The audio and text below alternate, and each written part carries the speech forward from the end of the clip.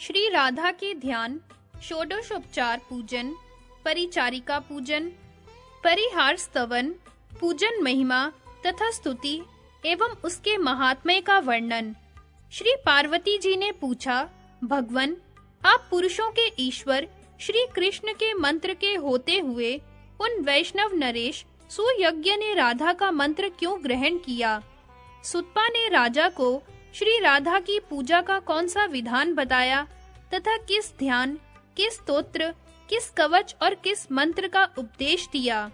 श्री राधा की पूजा पद्धति क्या है? ये सब बातें बताइए।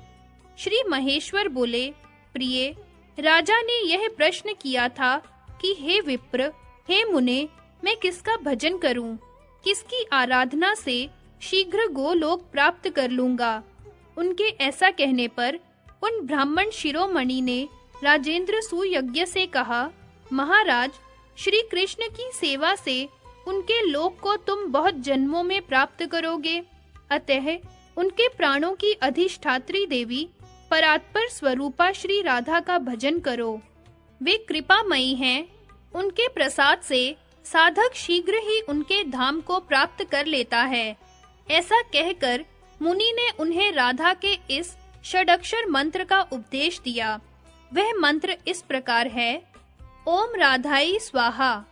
इसके बाद प्राणायाम, भूत शुद्धि, मंत्र न्यास, कर न्यास, अंग न्यास, उनके सर्व दुर्लभ ध्यान, स्तोत्र और कवच की भक्ति भाव से राजा को शिक्षा दी। राजा ने उसी क्रम से उस मंत्र का जप किया। साथ ही श्री कृष्ण ने पूर्व काल में जिस ध्यान के द्वारा श्री राधा का चिंतन एवं पूजन किया था, उसी सामवेदोक्त ध्यान के अनुसार उनके स्वरूप का चिंतन किया। वह ध्यान मंगलों के लिए भी मंगलकारी है। ध्यान।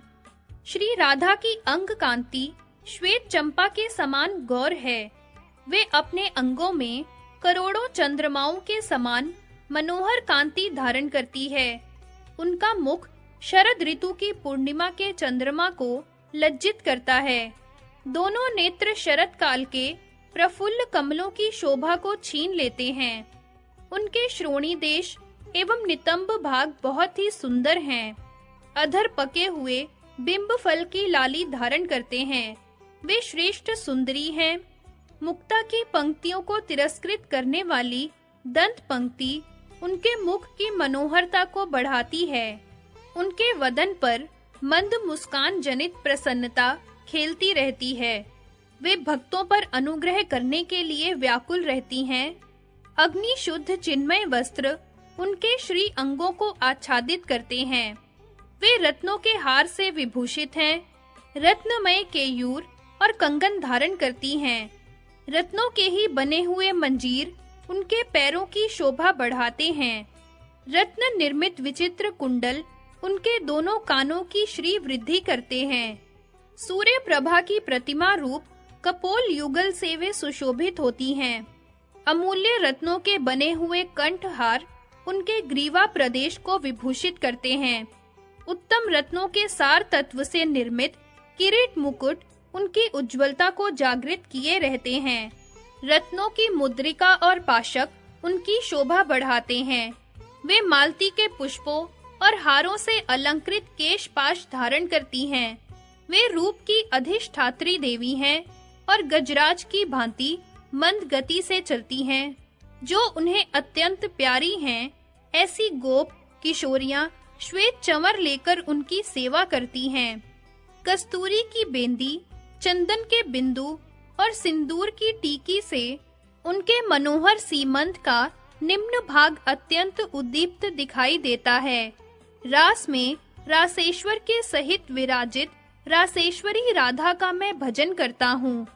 इस प्रकार ध्यान कर मस्तक पर पुष्प अर्पित करके पुनः जगदम्बा श्री राधा का चिंतन करे और फूल चढ़ावें। पुनः ध्यान के पश्चात 16 उपचार अर्पित करें। आसन, वसन, पाद्य, अर्घ्य, गंध, अनुलेपन, धूप दीप, सुंदर पुष्प, स्नानीय, रत्नभूषण, विविध नैवेद्य, सुवासित तांबूल, जल, मधुपर्क तथा रत्नमयी शैया, ये 16 उपचार हैं। राजा ने इनमें से प्रत्येक को वेद मंत्र के उच्चारण पूर्वक भक्ति भाव से अर्पित किया। शिवे, इन उपचारों के समर्पण के लिए जो सर्वसम्मत मंत्र हैं, उन्हें सुनो। 1. आसन। रत्नसार विकारम च निर्मितम विश्वकर्मणा राधे पूजासु गृह्यताम राधे पूजासु गुह्यताम। राधे, पूजा के अवसर पर विश्वकर्मा द्वारा रचित रमणीय श्रेष्ठ सिंहासन जो रत्नसार का बना हुआ है, ग्रहण करो। 2. वसन। अमूल्य रत्न खचितम मूल्यम सूक्ष्म एव च वहिन शुद्धम निर्मलम च वसनम देवी गृह्यताम। देवी, बहुमूल्य रत्नों से जटित सूक्ष्म वस्त्र जिसका मूल्य आंका नहीं जा सकता, आपकी सेवा में प्रस्तुत है। यह अग्नि से शुद्ध किया गया, चिन्मय एवं स्वभावतः निर्मल है। इसे स्वीकार करें। 3.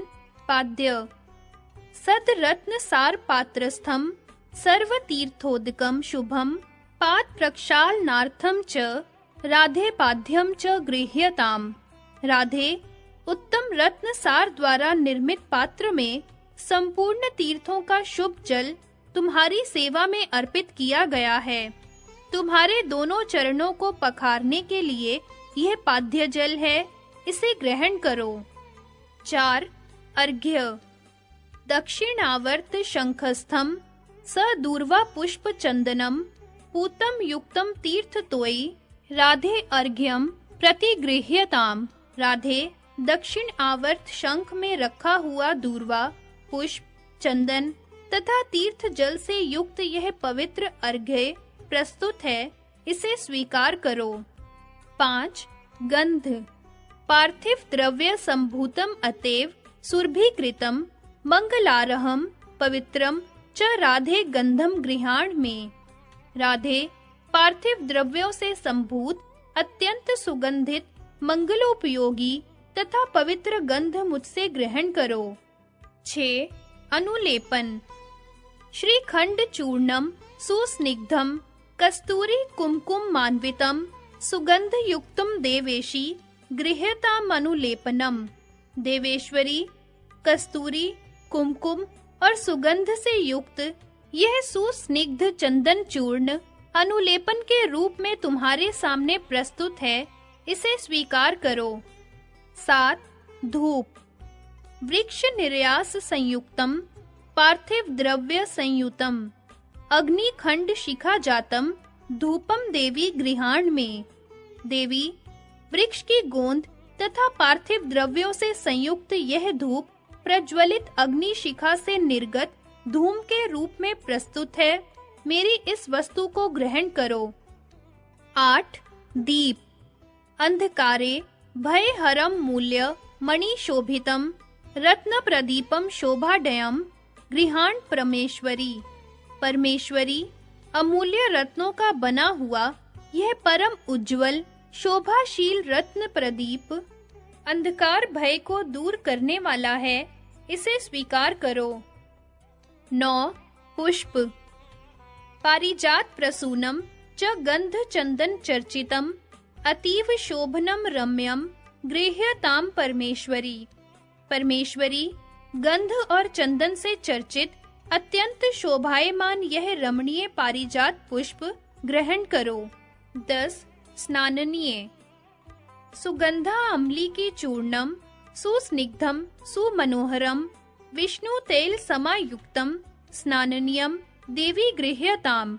देवी, विष्णु तेल से युक्त यह अत्यंत मनोहर एवं सुस्निग्ध सुगंधित आंवले का चूर्ण सेवा में प्रस्तुत है, इस स्नानोपयोगी वस्तु को तुम स्वीकार करो। 11. भूषण। अमूल्य रत्न निर्माणम केयूर वलयादिकम शंख सुशोभनम राधे गृह्यताम भूषणम मम।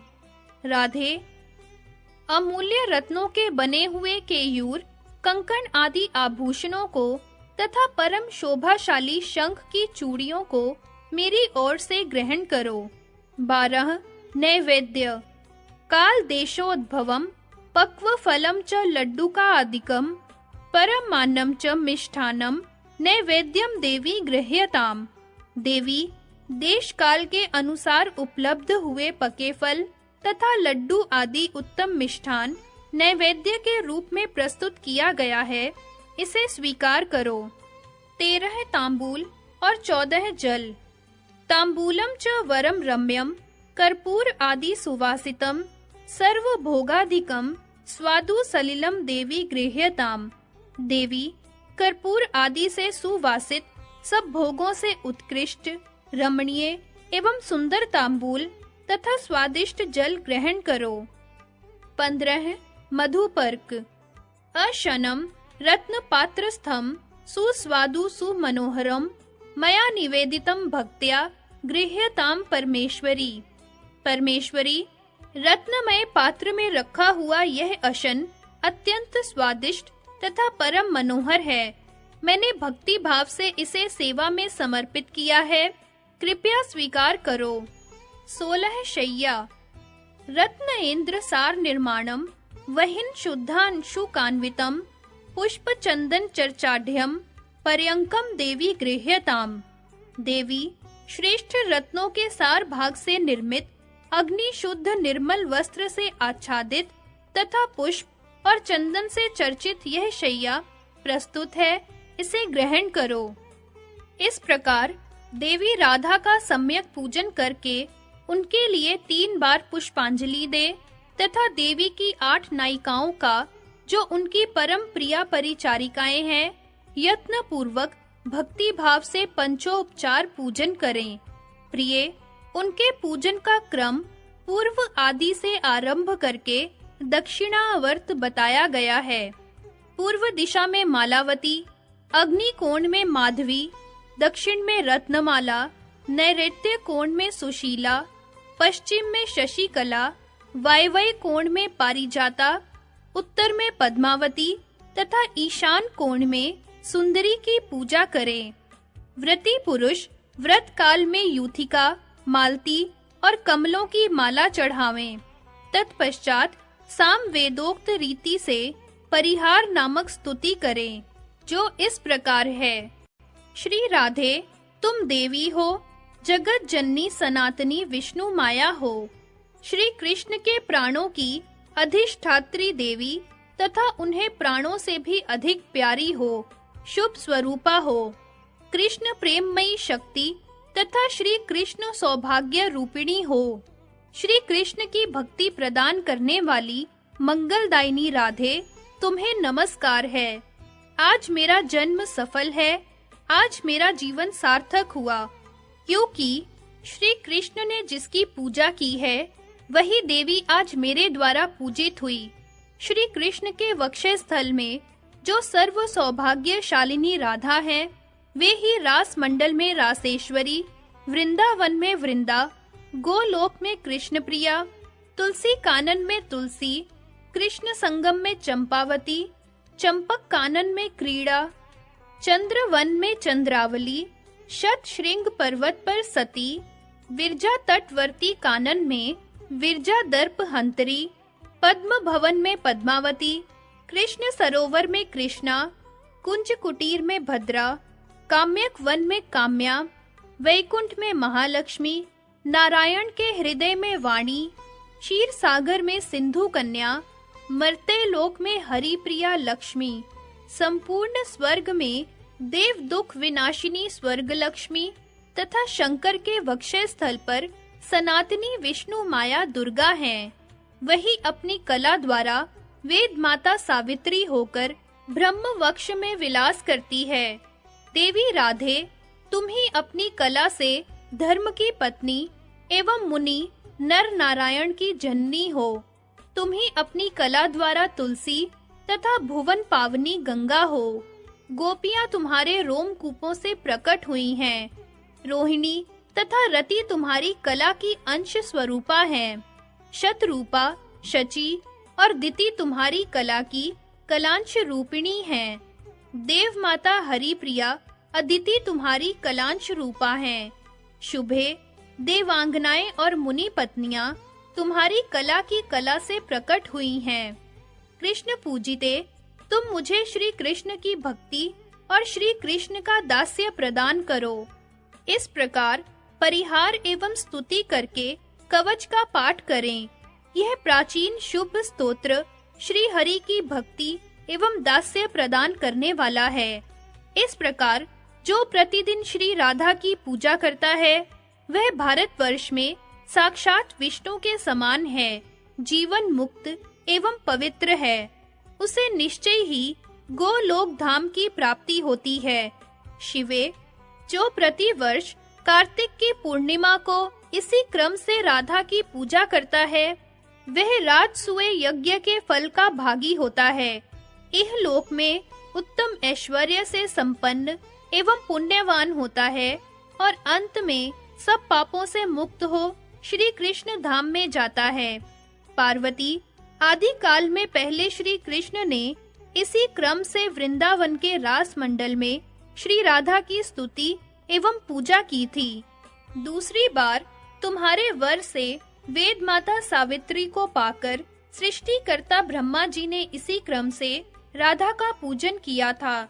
नारायण ने भी श्री राधा की आराधना करके महालक्ष्मी, सरस्वती, गंगा तथा भुवन पावनी पराशक्ति तुलसी को प्राप्त किया था। क्षीर सागर शायी श्री विष्णु ने राधा की आराधना करके ही सिंधु सुता को प्राप्त किया था। पहले दक्ष कन्या की मृत्यु हो जाने पर मैंने भी श्री कृष्ण की आज्ञा से पुष्कर में श्री राधा की पूजा की और उसके प्रभाव से तुम्हें प्राप्त किया। पतिव्रता श्री राधा की पूजा करके उनके दिए हुए वर से कामदेव ने रति को, धर्मदेव ने सती साध्वी मूर्ति को तथा देवताओं और मुनियों ने धर्म, अर्थ, काम एवं मोक्ष को प्राप्त किया था। इस प्रकार मैंने श्री राधा की पूजा का विधान बताया है। अब स्तोत्र सुनो। एक बार श्री राधा जी मान करके श्री कृष्ण के समीप से अंतर्धान हो गईं। तब ब्रह्मा, विष्णु और शिव आदि सब देवता ऐश्वर्य भ्रष्ट, श्रीहीन, भार्या रहित तथा उपद्रवग्रस्त हो गए। इस परिस्थिति पर विचार करके उन सबने भगवान श्री कृष्ण की शरण ली। उनके स्तोत्र से संतुष्ट हुए सबके परमात्मा श्री कृष्ण ने स्नान करके शुद्ध हो सती राधिका की पूजा करके उनका इस प्रकार स्तवन किया। श्री कृष्ण बोले, सुमुखी श्री राधे, क्या मैं इसी प्रकार तुम्हारा प्रिय हूँ और मुझ में तुम्हारी प्रीति है? तुम्हारी वाणी में जो छलना थी वह आज अच्छी तरह प्रकट हो गई। हे कृष्ण, तुम मेरे प्राण हो, जीवात्मा हो। इस तरह की बातें जो तुम नित्य निरंतर प्रेम पूर्वक कहा करती थी, वे अब तत्काल कहाँ चली गईं? मैं पहले तुम्हारे सामने जो कुछ कहता था, मेरा वचन आज भी ध्रुव सत्य है। तुम मेरे पांचों प्राणों की अधिष्ठात्री देवी हो। राधा मेरे लिए प्राणों से भी बढ़कर प्रिय है। मेरी ये बातें जैसे पहले सत्य थी, उसी तरह आज भी हैं। मैं तुम्हें अपने पास रखने में समर्थ न हो सका, अतः तुम्हारे बिना मेरे प्राण चले जा रहे हैं। अधिष्ठात्री देवी के बिना कौन कहाँ जीवित रह सकता है? तुम महाविष्णु की माता, मूल प्रकृति ईश्वरी हो। अपनी कला से तुम सगुण रूप में प्रकट होती हो, स्वयं तो निर्गुणा ही हो। ज्योतिः पुंज ही तुम्हारा स्वरूप है। तुम वास्तव में निराकार हो। भक्तों पर अनुग्रह करने के लिए ही तुम रूप धारण करती हो। भक्तों की विभिन्न रुचि के कारण नाना प्रकार की मूर्तियां ग्रहण करती हो। वैकुंठ में महालक्ष्मी और सरस्वती के रूप में तुम्हारा ही निवास है। पुण्य क्षेत्र भारतवर्ष में सत्पुरुषों की जननी भी तुम ही हो। सती और पार्वती के रूप में तुम्हारा ही प्राकट्य हुआ है। तुम ही पुण्य रूपा तुलसी और भुवन पावनी गंगा हो। ब्रह्मलोक में सावित्री के रूप में तुम ही रहती हो। तुम ही अपनी कला से वसुंधरा हुई हो। गोलोक में तुम ही समस्त गोपालों की अधीश्वरी राधा हो। तुम्हारे बिना मैं निर्जीव हूँ, किसी भी कर्म को करने में असमर्थ हूँ। तुम्हें शक्ति के रूप में पाकर ही शिव शक्तिमान है। तुम्हारे बिना वे शिव नहीं शव हैं। तुम्हें ही वेद माता सावित्री के रूप में अपने साथ पाकर साक्षात ब्रह्मा जी वेदों के प्राकट्यकर्ता माने गए हैं। तुम लक्ष्मी का सहयोग मिलने से ही जगत पालक नारायण जगत का पालन करते हैं। तुम ही दक्षिणा रूप से साथ रहती हो, इसलिए यज्ञ फल देता है। पृथ्वी के रूप में तुम्हें मस्तक पर धारण करके ही शेषनाग सृष्टि का संरक्षण करते हैं। गंगाधर शिव तुम्हें ही गंगा रूप में अपने मस्तक पर धारण करते हैं। तुमसे ही सारा जगत शक्तिमान है। तुम्हारे बिना सब कुछ शव के तुल्य है। तुम वाणी हो, तुम्हें पाकर ही सब लोग वक्ता बनते हैं। तुम्हारे बिना पौराणिक सूत भी मूक हो जाता है। जैसे कुम्हार सदा मिट्टी के सहयोग से ही घड़ा बनाने में समर्थ होता है, उसी प्रकार तुम प्रकृति देवी के साथ ही मैं सृष्टि रचना में सफल होता हूँ। तुम्हारे बिना मैं सर्वत्र जड़ हूँ, कहीं भी शक्तिमान नहीं हूँ। तुम ही सर्व शक्ति स्वरूपा हो, अतः मेरे निकट आओ। अग्नि में तुम ही दाहिका शक्ति हो। तुम्हारे बिना अग्नि दाह कर्म में समर्थ नहीं है। चंद्रमा में तुम ही शोभा बनकर रहती हो। तुम्हारे बिना चंद्रमा सुंदर नहीं लगेगा। सूर्य में तुम ही प्रभा हो। तुम्हारे बिना सूर्य देव प्रभा पूर्ण नहीं रह सकते। प्रिय, तुम ही रति हो। तुम्हारे बिना कामदेव कामिनियों के प्राण वल्लभ नहीं हो सकते। इस प्रकार श्री राधा की स्तुति करके जगत प्रभु श्री कृष्ण ने उन्हें प्राप्त किया। फिर तो सब देवता सश्रीक, सस्त्रीक और शक्ति संपन्न हो गए। गिरिराज नंदिनी तदनंतर सारा जगत सस्त्रीक हो गया।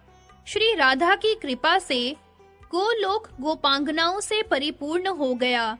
इस प्रकार हरि प्रिया श्री राधा की स्तुति करके राजा सुयज्ञ गोलोक धाम में चले गए।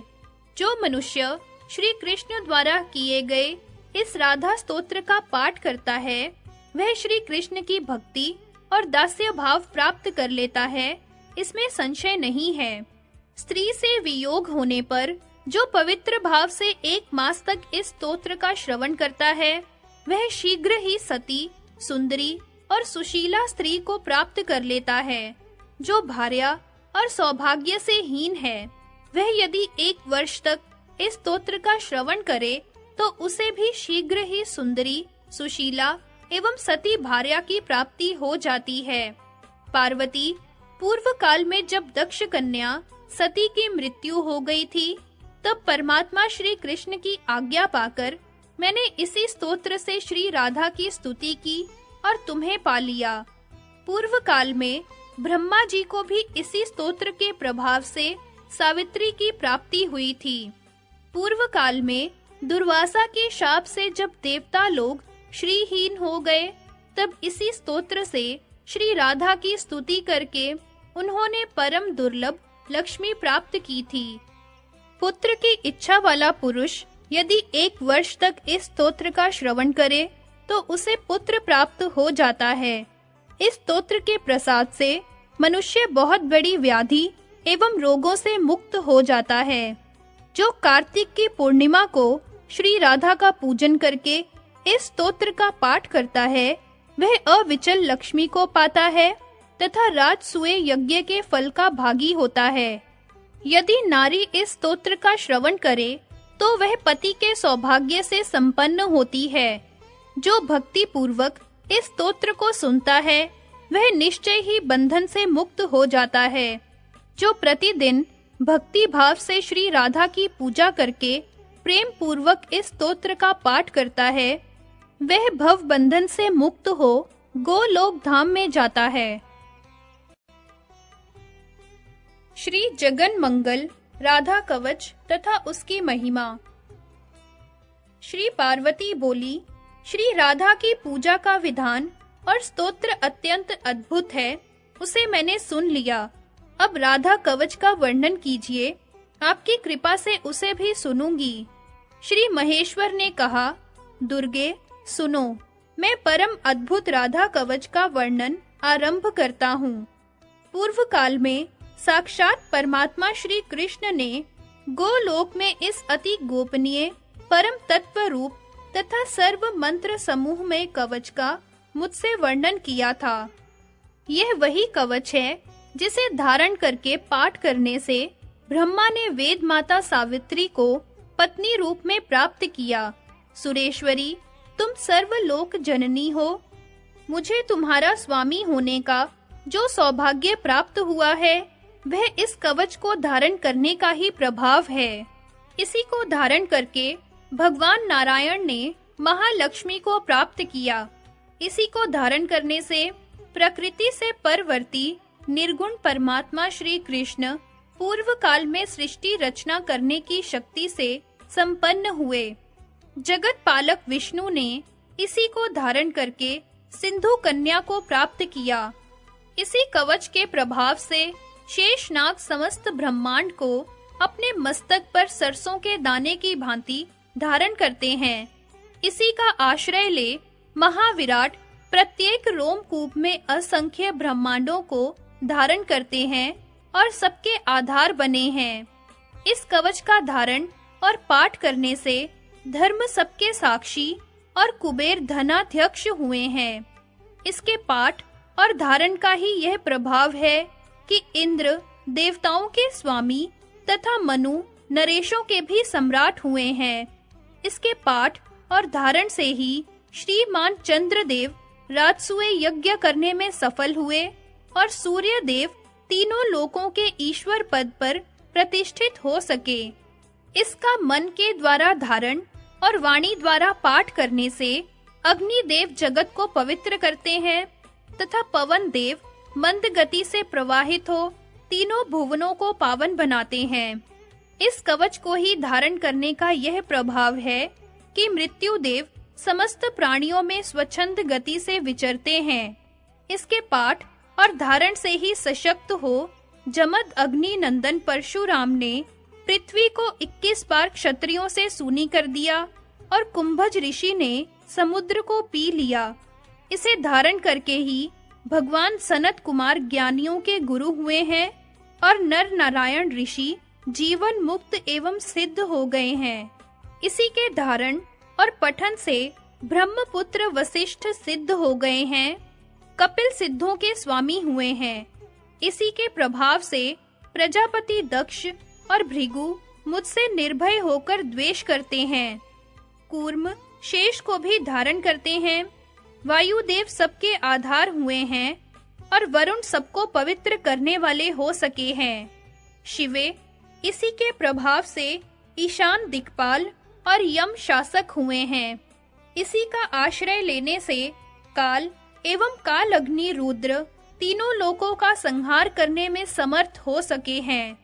इसी को धारण करके गौतम सिद्ध हुए, कश्यप प्रजापति के पद पर प्रतिष्ठित हो सके और मुनिवर दुर्वासा ने अपनी पत्नी का वियोग होने पर पूर्व काल में देवी की कला स्वरूपा वसुदेव कुमारी एकान नशा को प्राप्त किया।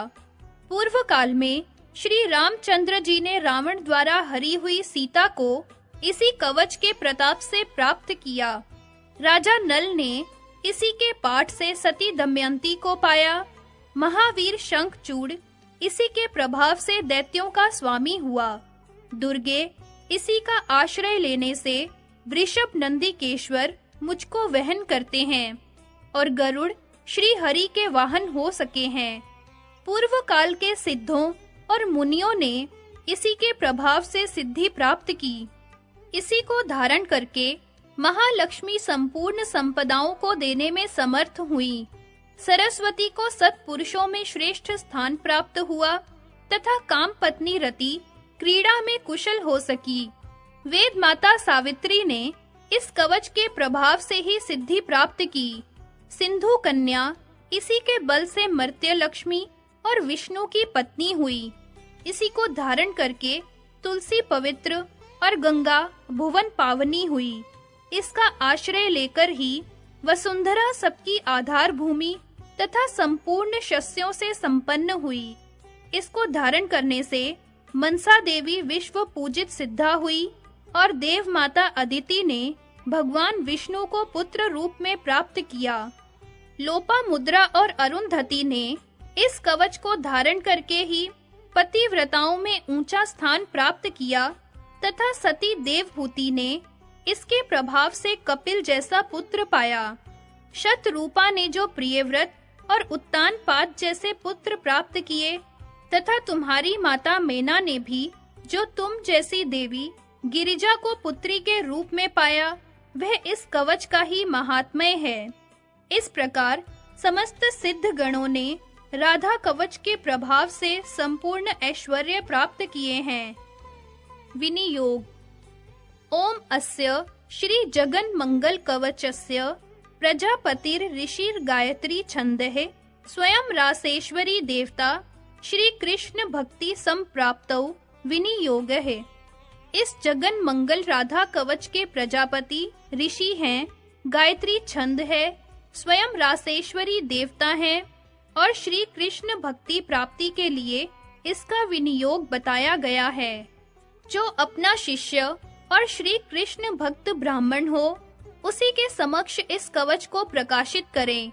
जो शठ तथा दूसरे का शिष्य हो, उसको इसका उपदेश देने से मृत्यु की प्राप्ति होती है।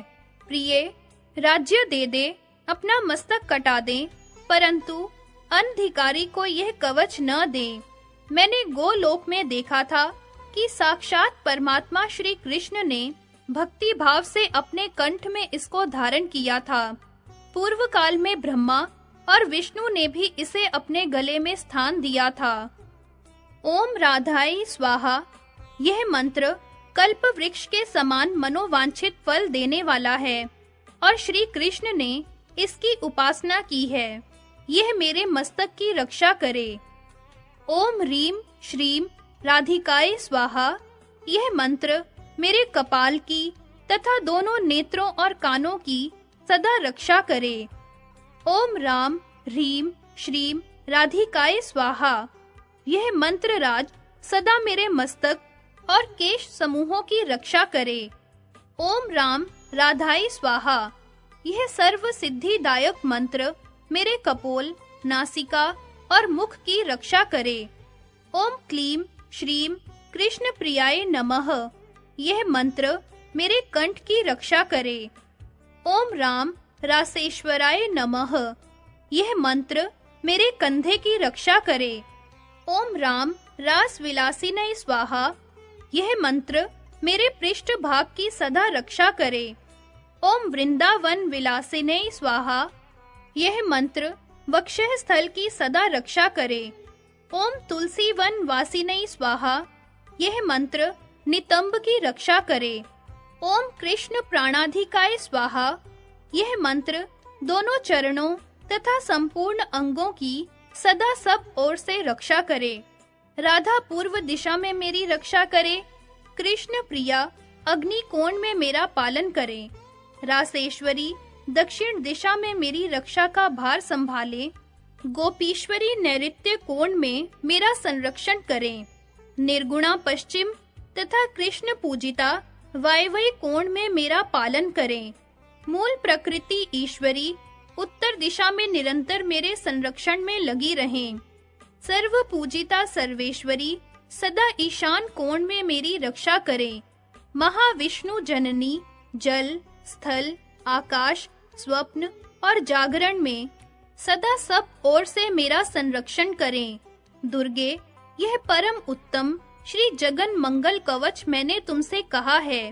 यह गूढ़ से भी परम गूढ़तर तत्व है। इसका उपदेश हर एक को नहीं देना चाहिए। मैंने तुम्हारे स्नेहवश इसका वर्णन किया है।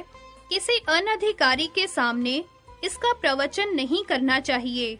जो वस्त्र, आभूषण और चंदन से गुरु की विधिवत पूजा करके इस कवच को कंठ या दाहिनी बाह में धारण करता है, वह भगवान विष्णु के समान तेजस्वी हो जाता है।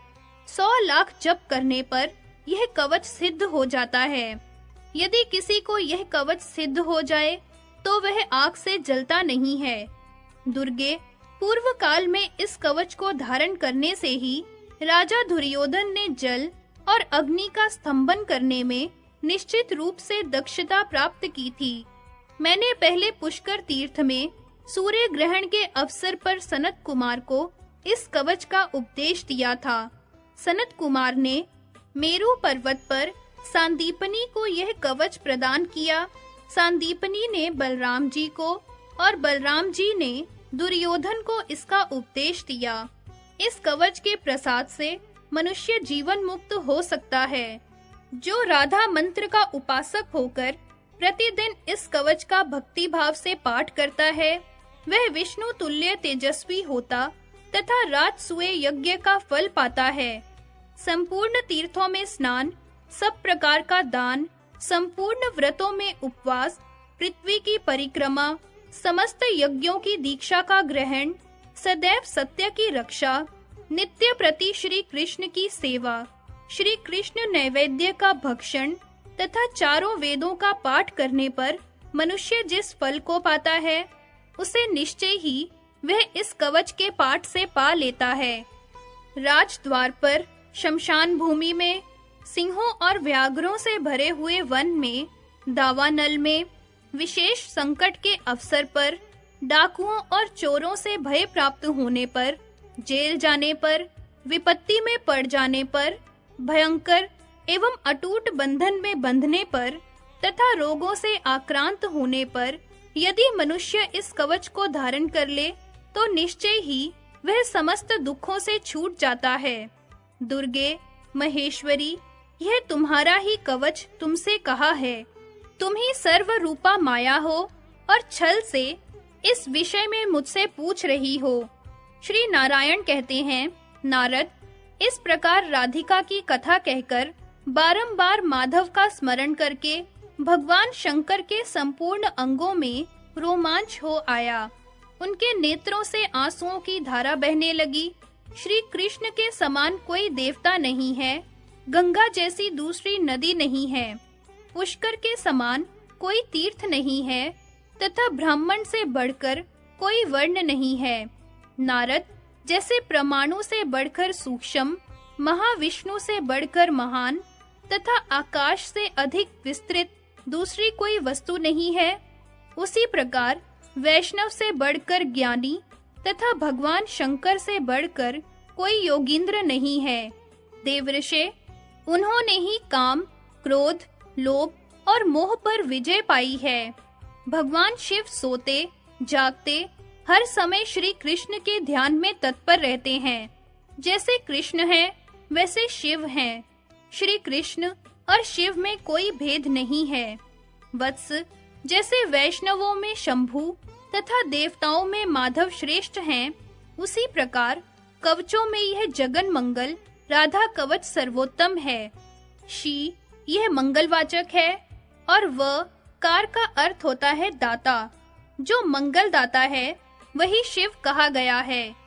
जो विश्व के मनुष्यों का सदा शम अर्थात कल्याण करते हैं, वे ही शंकर कहे गए हैं। कल्याण का तात्पर्य यहाँ मोक्ष से है। ब्रह्मा आदि देवता तथा वेदवादी मुनि ये महान कहे गए हैं। उन महान पुरुषों के जो देवता हैं, उन्हें महादेव कहते हैं।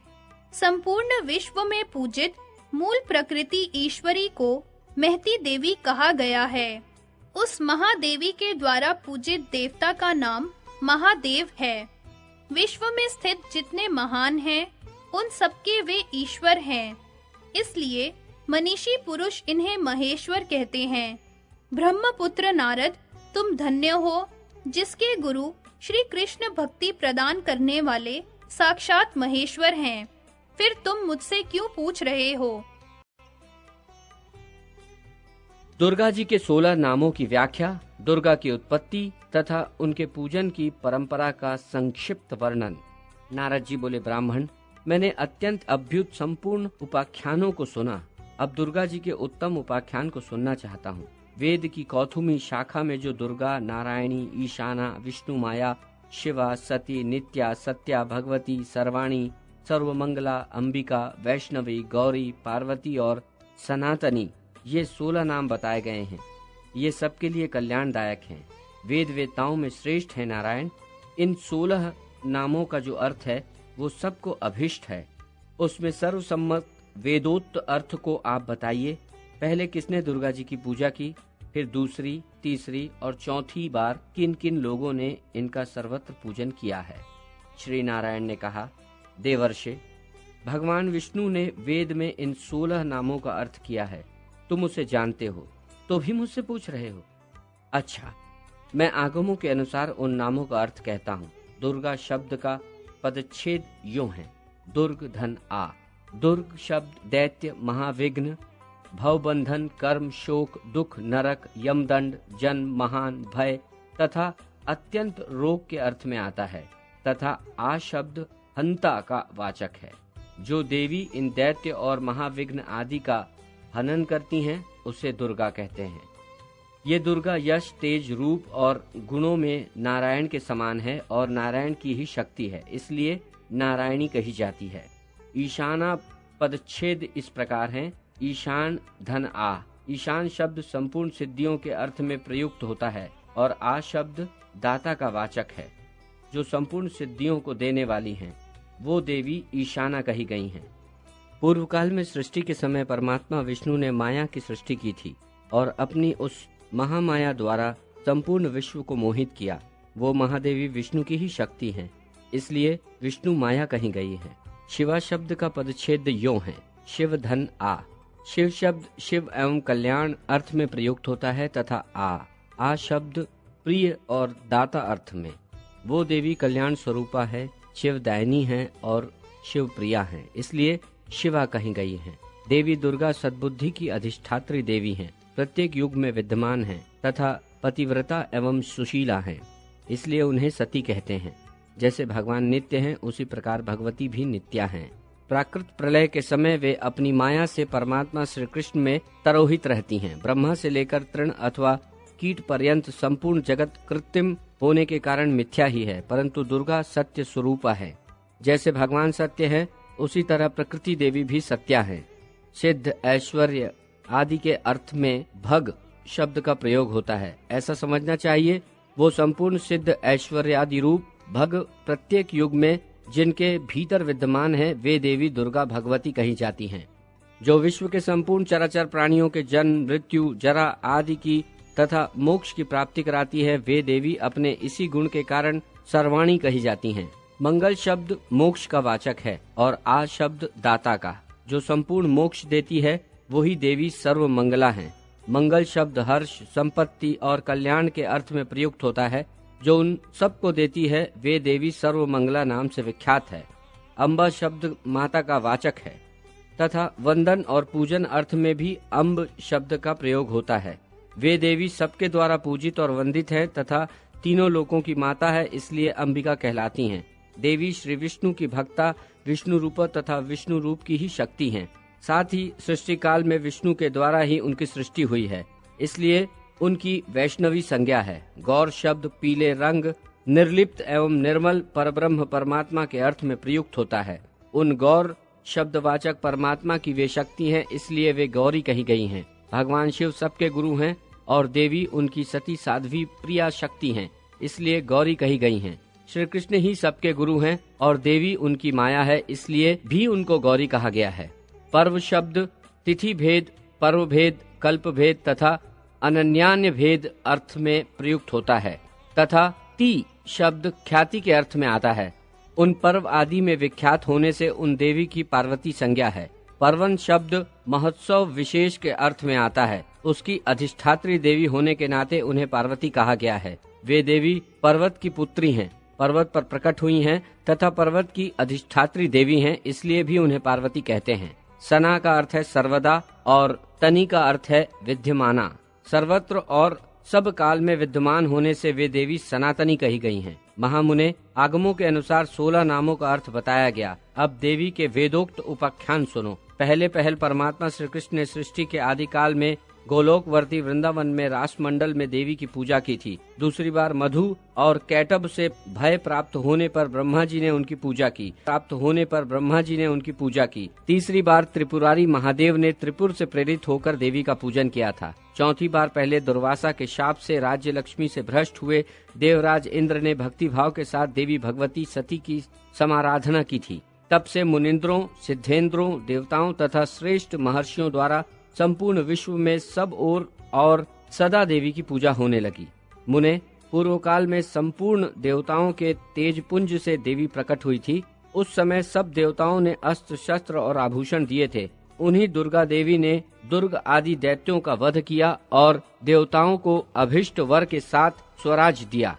दूसरे कल्प में महात्मा राजा सूरथ ने, जो मेधस ऋषि के शिष्य थे, सरिता के तट पर मिट्टी की मूर्ति में देवी की पूजा की थी। उन्होंने वेदोक्त 16 उपचार अर्पित करके विधिवत पूजन और ध्यान के पश्चात कवच धारण किया था और परिहार नामक स्तुति करके अभिष्ट वर पाया। इसी तरह उसी सरिता के तट पर उसी मृणमयी मूर्ति में एक वैश्य ने भी देवी की पूजा करके मोक्ष प्राप्त किया। राजा और वैश्य ने नेत्रों से आंसू बहाते हुए दोनों हाथ जोड़कर देवी की स्तुति की और उनकी उस मृणमयी प्रतिमा का नदी के निर्मल गंभीर जल में विसर्जन कर दिया। वैसी मृणमयी प्रतिमा को जलमग्न देख राजा और वैश्य दोनों रो पड़े और वहां से अन्यत्र चले गए। वैश्य ने देह त्याग करके जन्मांतर में पुष्कर तीर्थ में दुष्कर तपस्या की और दुर्गा देवी के वरदान से वे गोलोक धाम में चले गए। राजा अपने निष्कंटक राज्य को लौट गए और वहां सबके आदरणीय होकर बलपूर्वक शासन करने लगे।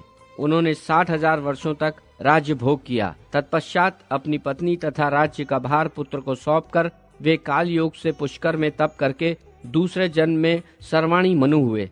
वत्स मुनि श्रेष्ठ, इस प्रकार मैंने आगमों के अनुसार दुर्गोपाख्यान का संक्षेप से वर्णन किया। अब तुम और क्या सुनना चाहते हो? तदनंतर नारद जी के पूछने पर भगवान नारायण ने तारा की कथा कही और चैत्रथ ने राजा अधिरथ से राजा सूरथ की उत्पत्ति का प्रसंग सुनाया। सूरथ और समाधि वैश्य का मेधस के आश्रम पर जाना, मुनि का दुर्गा की महिमा एवं उनकी आराधना विधि का उपदेश देना तथा दुर्गा की आराधना से उन दोनों के अभीष्ट मनोरथ की पूर्ति। तदनंतर नारद जी के प्रश्न का उत्तर देते हुए भगवान नारायण बोले, ध्रुव के पौत्र तथा उत्कल के पुत्र बलवान नंदी स्वयंभुव मनु के वंश में सत्यवादी एवं जितेंद्रिय राजा थे। उन्होंने 100 अक्षौहिणी सेना लेकर महामती सूरत के राज्यों को चारों ओर से घेर लिया। नारद, दोनों पक्षों में पूरे 1 वर्ष तक निरंतर युद्ध होता रहा। अंत में चिरंजीवी वैष्णव नरेश नंदी ने सूरत पर विजय पाई। नंदी ने उन्हें राज्य से बाहर कर दिया। भयभीत राजा सूरत रात में अकेले घोड़े पर सवार हो गहन वन में चले गए। वहां भद्रा नदी के तट पर उनकी एक वैश्य से भेंट हुई। मुने, उन दोनों ने परस्पर बंधु भाव की स्थापना की और उनमें बड़ा प्रेम हो गया। राजा वैश्य के साथ मेधस के आश्रम पर गए। भारत में सत्पुरुषों के लिए जो दुष्कर पुण्य क्षेत्र है, उस पुष्कर में जाकर राजा ने उन महातेजस्वी मुनि का दर्शन किया। मेधस जी अपने शिष्यों को परम दुर्लभ ब्रह्म तत्व का उपदेश दे रहे थे। राजा और वैश्य ने मस्तक झुकाकर उन मुनि श्रेष्ठ को प्रणाम किया।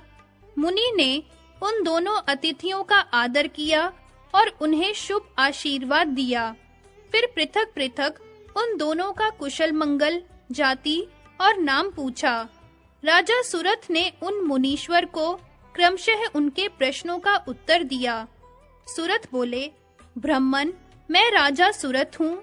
मेरा जन्म चैत्र वंश में हुआ है। इस समय बलवान राजा नंदी ने मुझे अपने राज्य से निकाल दिया है। अब मैं कौन उपाय करूं? किस प्रकार उन्हें अपने राज्य पर मेरा अधिकार हो, यह आप बतावें। महाभाग मुने, मैं आपकी ही शरण में आया हूँ। यह समाधि नामक वैश्य है और बड़ा धर्मात्मा है। तथापि देववश इसके स्त्री पुत्रों ने धन के लोभ से इसको घर से बाहर निकाल दिया है। इसका अपराध इतना ही है कि यह स्त्री, पुत्रों और बंधु बांधवों के मना करने पर भी प्रतिदिन ब्राह्मणों को प्रचुर धन और रत्न दान में दिया करता था। इसी से क्रोध में आकर उन लोगों ने इसे घर से निकाल दिया। फिर शोक के कारण वे पुनः इसका अन्वेषण करते हुए आए, परंतु यह पवित्र, ज्ञानी एवं विरक्त वैश्य उनके आग्रह करने पर भी घर को नहीं लौटा। तब इसके पुत्र भी पितृ शोक से संतप्त हो सब कर्मों से विरक्त हो गए और सारा धन ब्राह्मणों को देकर घर छोड़ वन को चले गए। श्री हरि का परम दुर्लभ दास्य प्राप्त हो, यही इस वैश्य का अभीष्ट मनोरथ है। इस निष्काम वैश्य को वह अभीष्ट वस्तु कैसे प्राप्त होगी, यह बात आप विस्तार पूर्वक बताने की कृपा करें।